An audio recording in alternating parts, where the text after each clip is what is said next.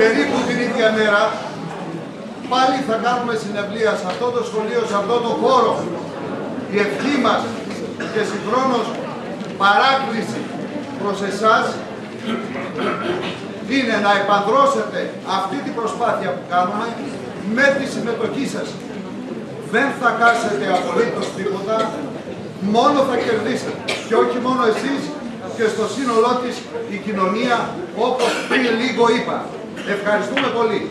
Όλοι